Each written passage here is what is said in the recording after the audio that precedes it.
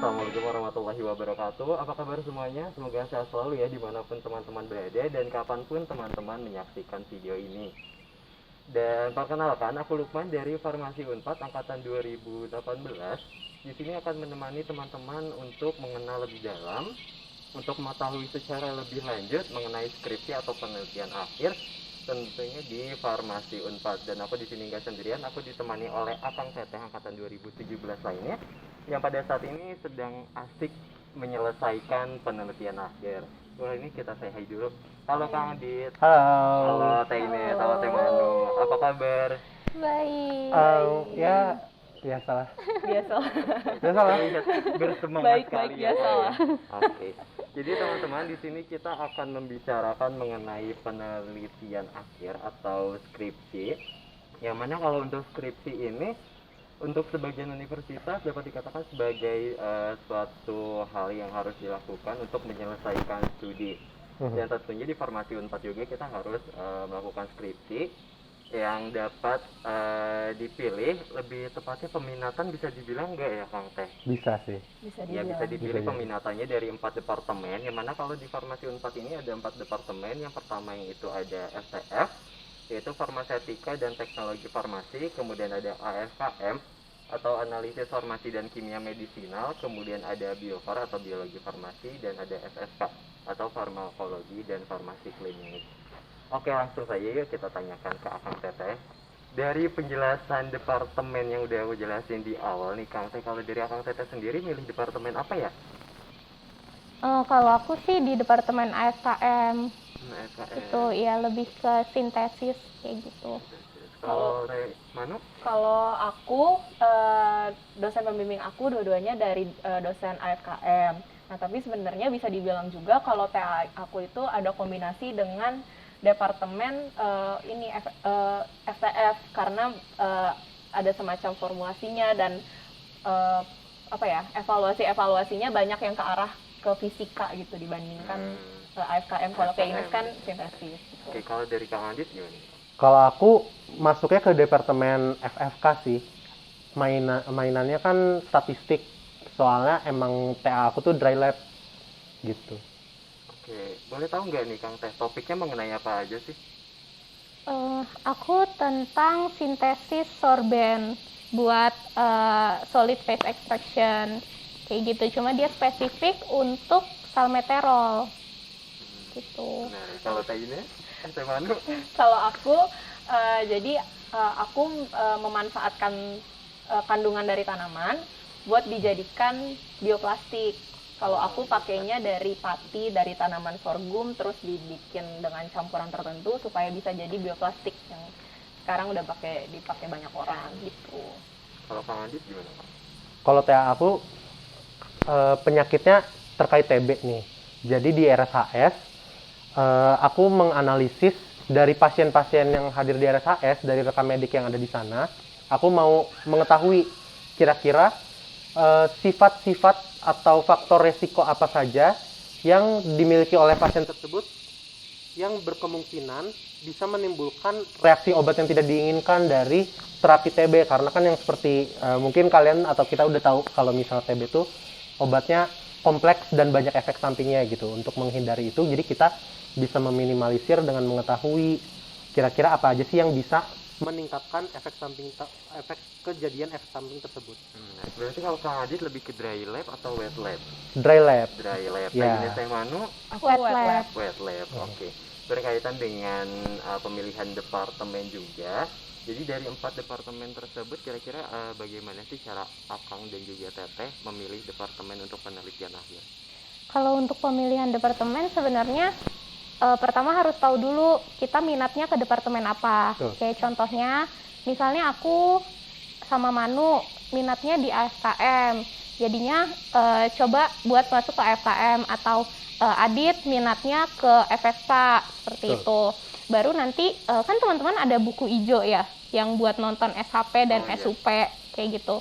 Nah, ketika teman-teman nonton SHP dan SUP itu kan teman-teman bisa tahu nih, ternyata ada proyek ini di farmasi, atau ternyata dosen ini punya proyek ini loh kayak gitu. Nanti kan bisa ketahuan, misalnya teman-teman lagi nonton SUP-nya seseorang. Terus ternyata pas teman-teman lihat judulnya, wah menarik nih kayak gitu. Baru nanti teman-teman bisa nge-reach out dosennya kayak gitu, nanya, Bu, saya tertarik dengan dengan proyek Ibu kayak gitu.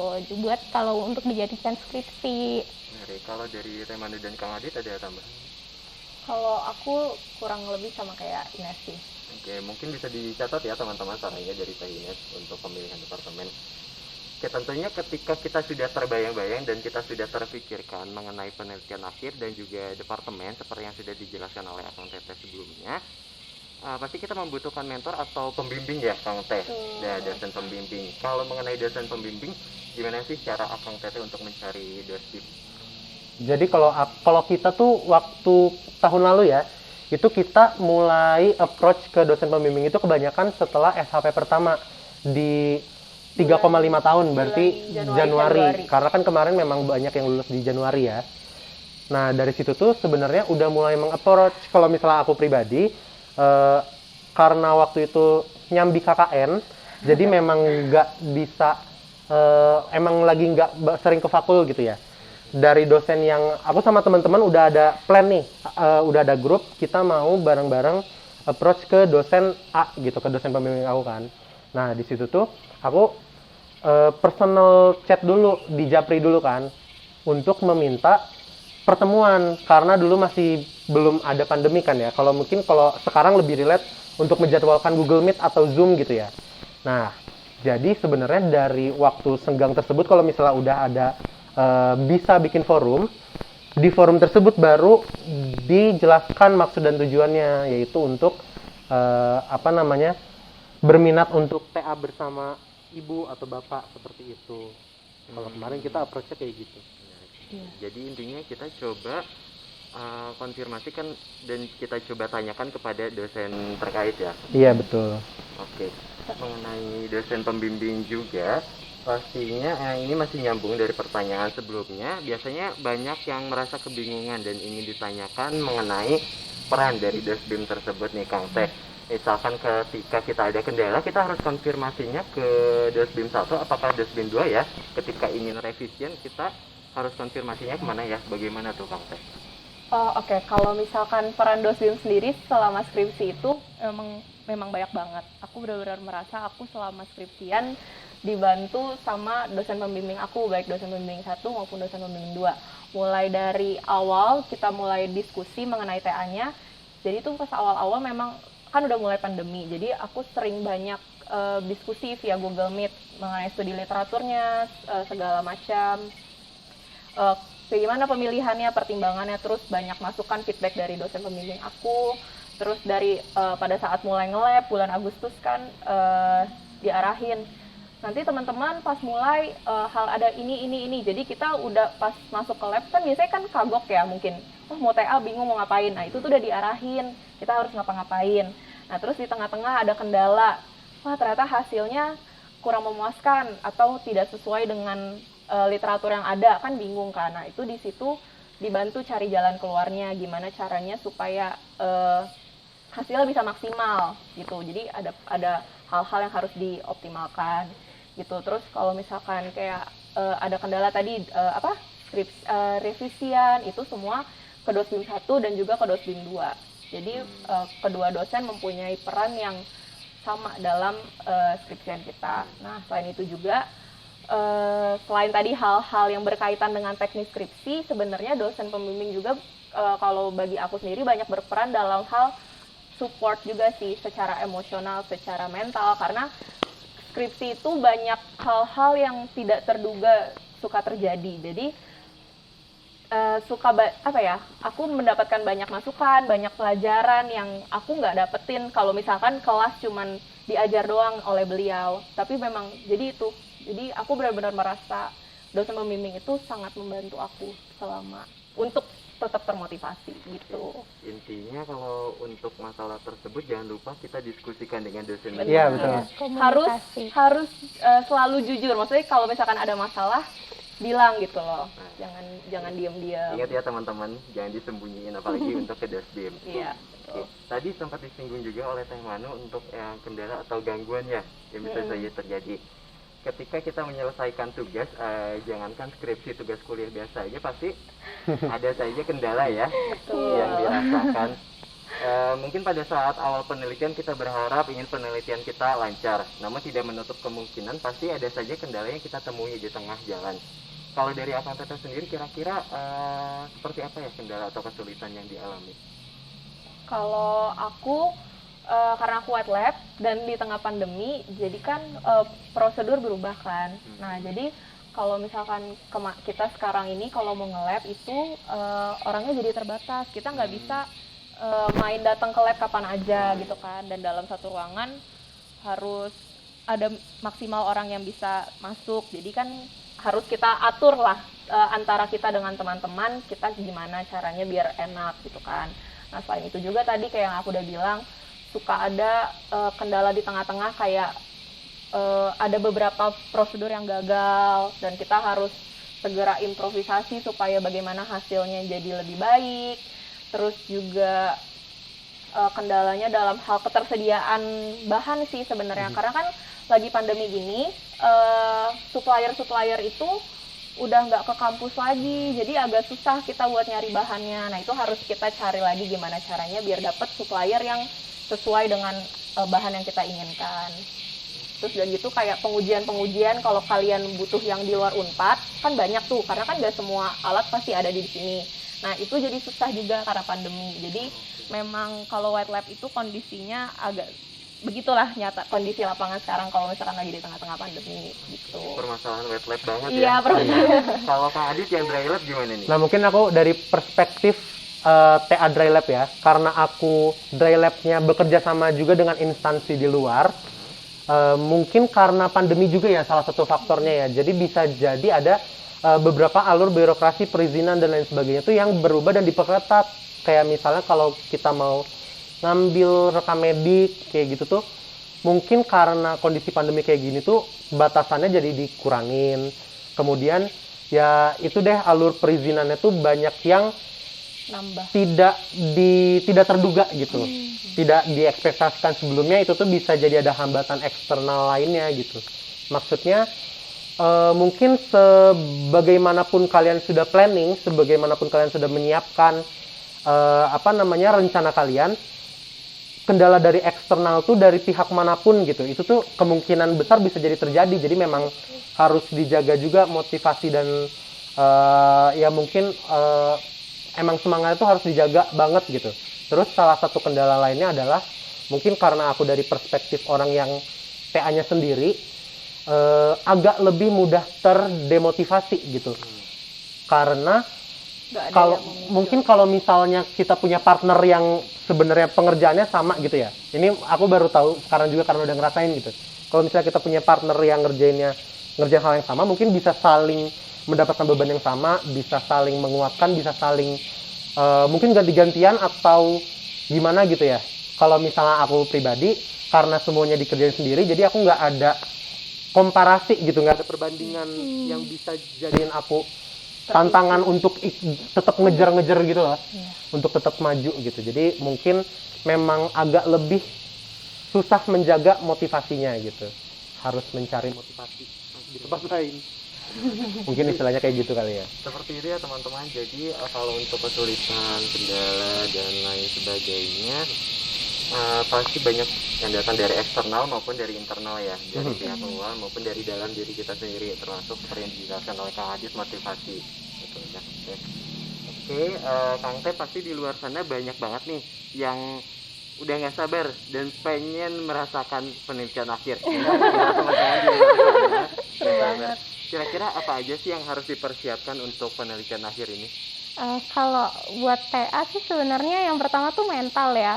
Karena ya seperti yang tadi udah dibilang sama Manu sama Adit, kayak TA kita tuh belum tentu bisa berjalan mulus. Jadi harus siap-siap buat worst case skenario-nya harus dipersiapkan. Terus harus tahan juga kalau misalnya aduh ternyata percobaan pertama gagal, jangan langsung down gitu. Maksudnya harus bangkit terus biar cepat selesai kayak gitu. Terus bangun juga komunikasi yang baik dengan dosen pembimbing atau teman-teman satu proyek atau satu perbimbingan seperti itu. Karena dari kayak tadi yang sudah dibilang Manu dapat emotional support dari dosen pembimbing juga.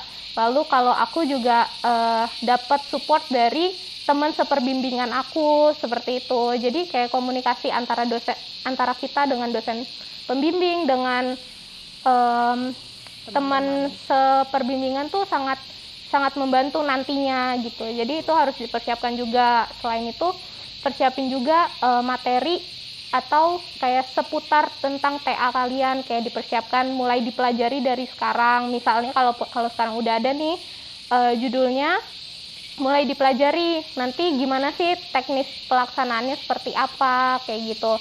Atau nanti kalau udah mau nge-lab, misalnya kalau wet lab, misal besok mau ngapain, nah malam ini tuh dipelajari dulu kayak besok tuh apa aja ya step-stepnya atau apa yang harus dipersiapkan dulu untuk memulai step itu gitu, biar nggak ada yang kelewat dan bisa berjalan dengan baik gitu prosesnya. Kalau dari aku sih itu ya. Oke, seperti itu ya teman-teman. Jadi kita harus paham materinya, kita harus jangan lupa komunikasinya, kita harus tahu tahapan-tahapan apa saja yang harus dilakukan. Oke, mungkin kalau dari Kang Adit dan Teh Manu ada yang mau ditambahkan? Kurang lebih sebenarnya sama kayak Ines sih. Jadi pokoknya kita harus selalu rajin buat mencari tahu gitu.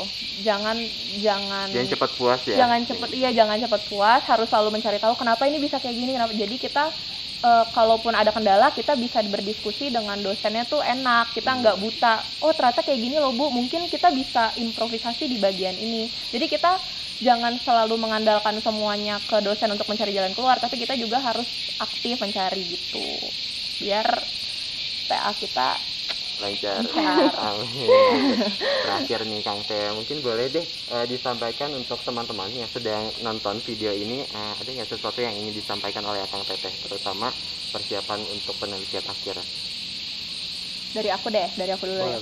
Kalau dari aku, pokoknya buat adik-adik 2018 dan juga teman-teman aku angkatan 2017 yang masih melakukan skripsinya, semoga kita semua pertama pokoknya jangan pernah lelah. Maksudnya boleh lelah, maksudnya jangan pernah menyerah gitu loh buat ngerjain TA-nya, karena memang bener-bener suka capek banget. Memang ini rasanya kayak aduh capek banget, udah gak kuat lagi gitu pokoknya. Tapi jangan pernah terdemotivasi buat menyelesaikan skripsinya, karena pasti suatu saat akan selesai kok gitu loh. Dan semoga juga bisa selesai tepat waktu sesuai target, meskipun kadang itu tidak terjadi sesuai targetnya tuh. Dan jangan lupa buat mengapresiasi diri, buat beristirahat. Karena kadang tuh kita suka suka terlena gitu, kayak di lab tiba-tiba udah sore aja ternyata belum makan gitu. Pokoknya jangan sampai sakit lah, jangan lupa istirahat. Harus ingat kesehatan juga harus ingat kesehatan gitu, jangan sampai masuk rumah sakit ya teman-teman. Kalau dari Kang Adit dan Teh ini? Kalau dari aku mungkin barangkali belum terpuaskan sama apa yang tadi kita sampaikan gitu ya.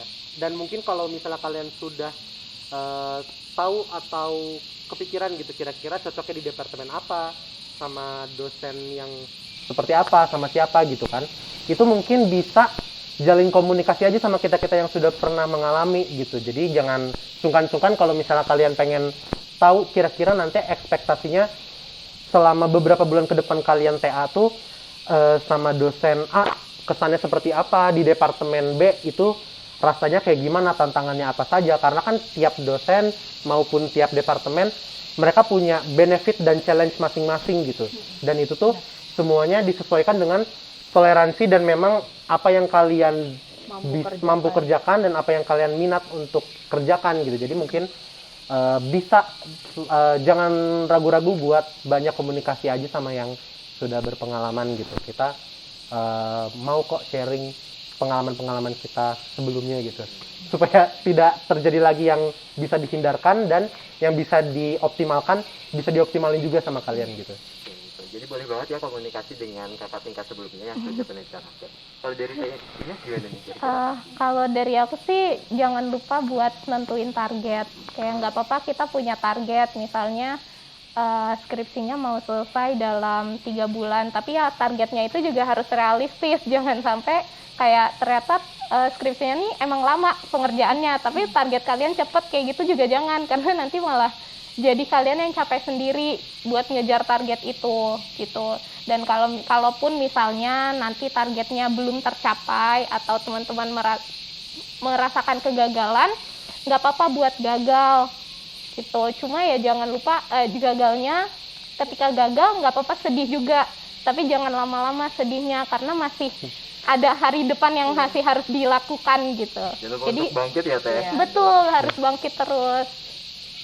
Jadi begitu ya teman-teman, ternyata kalau untuk penyusunan penelitian akhir ini cukup complicated ya, dan cukup banyak faktor-faktor ya yang harus kita ketahui, dari mulai pemilihan materi, departemen, dosen, pembimbing, sampai dengan komunikasi kita dengan teman yang mungkin nanti satu proyek dengan kita ya gitu.